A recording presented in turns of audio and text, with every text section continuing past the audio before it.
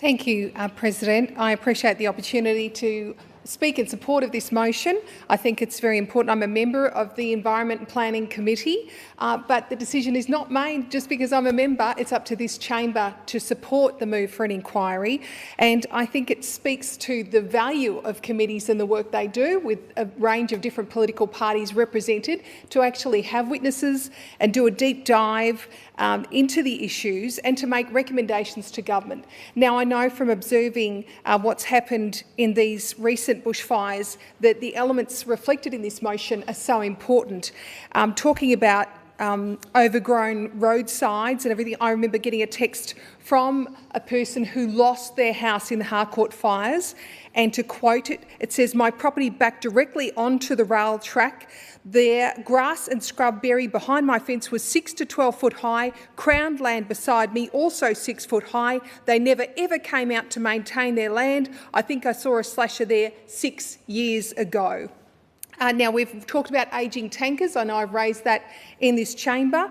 And also, I remember speaking to fire brigade volunteers with the CFA. They took a trip to Shepparton on the highway there in open cabin, people on the back, volunteers, over 40-degree heat and fiberglass seats. That is the situation we're putting our volunteers in. I also spoke with other brigade members who talked about the radio failures of communication and how dangerous that was in the situation that they're in.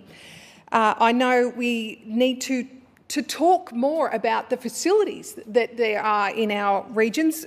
Nick McGowan spoke earlier about Bendigo and certainly the incredible waste of money there and the failure to redevelop that fire station that's not fit for purpose, and an empty station, the ghost station, with $2.5 million or more spent on that, and it still remains empty, while we've got brigades like Axe Creek that don't have facilities and are washing their materials in buckets out the front of their station. And also Charlton, that fire brigade, it's divided. It's between different locations, so members have to go get gear from one and then go off-site to access the tanker, wasting critical minutes. And I know Charlton did have fires that damaged, I think it was 15 farms or so in December. There are so many issues. I know power outages, I talked about them in the chamber today, and the telecommunications dropouts that occur across our region. And we saw the impact on Mount Alexander, the loss of ABC radio, because the telecommunication towers there were damaged during the fires. So there was no live TV for some time as well, which is a big impact on the area. I've also heard it discussed in the halls of this chamber too, the impact on wildlife, and I know trained personnel that were not permitted to go out and assist the injured wildlife. So there's definitely issues that need to be addressed, along with livestock that urgently need to be euthanased. And I've spoken to farmers that have had to deal with horrendous situations and felt completely cut off because of road closures.